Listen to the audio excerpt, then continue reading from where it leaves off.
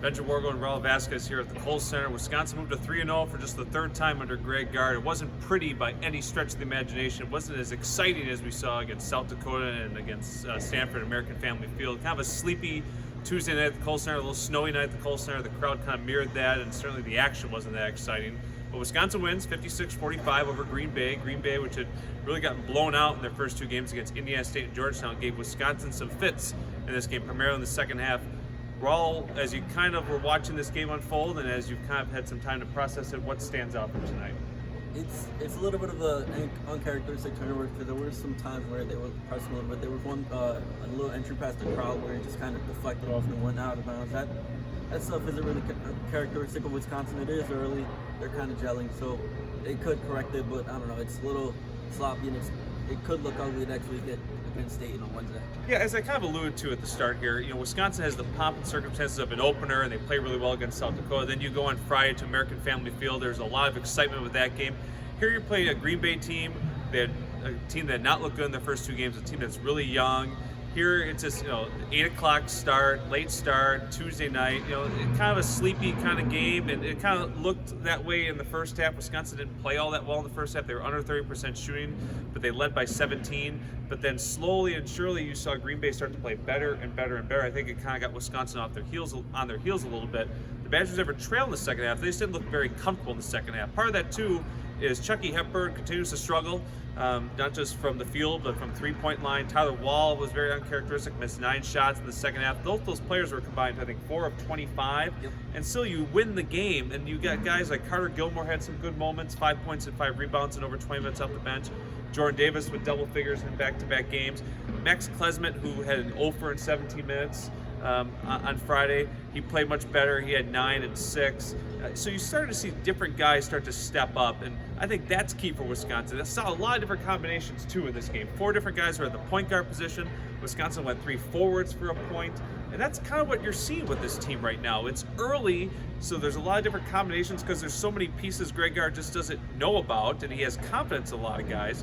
And that can lead to some sloppy play too. You kind of mentioned too with Kral and just the big 3 of Wisconsin. They need 2 of those guys to play well. At least, and just really, it was just kind of very uncharacteristic for all 3 of them just to struggle in different ways. Even though they contributed in other ways, they both rebounded particularly well. Chucky Hepburn had a career high in rebounds, just not in the scoring department. That's what Wisconsin needs. Yep, and kind of what you alluded to with Carter Gilmore,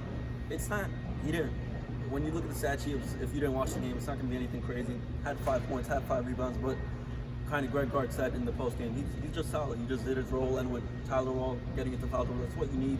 And he's not going to be someone you look to the score. So as long as he can just kind of connect the pieces and play well, that's all you need from him. Yeah, 8 for 30 on layups, according to Greg Gard. That sounds fairly accurate. Wisconsin just didn't finish around the rim, and I thought a lot of the shots were good shots to a degree. They just didn't fall. That's back-to-back games now. Wisconsin has kind of shot around 30%. Friday, you can kind of make an argument for at American Family Field with some of the weird sightlines. But here against Green Bay, the other thing too is they didn't really dominate the paint, which I was surprised with. Wisconsin had a good size advantage, especially when they played 3 forwards. But Green Bay just limited them to 3 offensive rebounds in the second half. Wisconsin still outscored them 17-2 on second chance points with 15 offensive rebounds. But 12 came early. Wisconsin was also outscoring the paint by Green Bay, which was a little surprising. It just was one of those games where Wisconsin, you thought, should dominate. Vegas thought they should. They were favored by 26.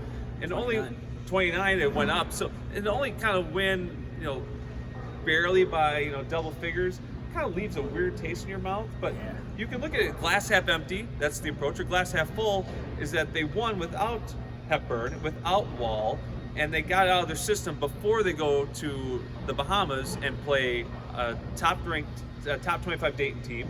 Could play national champion, the reigning national champion Kansas, who just beat Duke. You have more good teams there. You're going to face Butler, USC, Tennessee. There's one more that I'm forgetting about. So it's going to be a good field. They have to play better. So Raul, my question to you is this: are you encouraged by this start for Wisconsin going into this very challenging stretch in the Bahamas, or are you wary about that based on what you've seen? I'm a little concerned, but it's a little to be expected. They were picked to finish 10th, and that's for a reason. They're very young, inexperienced. So I guess in the grand scheme of things, kind of in my story that's going to come out soon, is what I wrote about. It's not alarming in the grand scheme of things. There's 31 games, but next week, Wednesday, Thursday, Friday, it could get ugly. So yes and no. In the grand scheme, I'm not very alarmed about this because it's to be expected a little bit. Two things. One, they were picked 10th last year and they won the damn thing, so that's a good encouragement. And two, last year they beat Nichols 71-68 and they won the Big Ten. So it's early, it's a win. It's not going to help your RPI, strength of schedule. It's not going to be their marquee win on Selection Sunday. But as Jordan Davis said, a win is a win, and Wisconsin is 3-0. We will talk to you more down the road here. Next home game, Wisconsin and Wake Forest here at the Kohl Center for the Big Ten ACC Challenge. Wisconsin and Dayton next Wednesday in the Bahamas, 1:30 on some channel. We'll have it all covered for you on BadgerBlitz.com.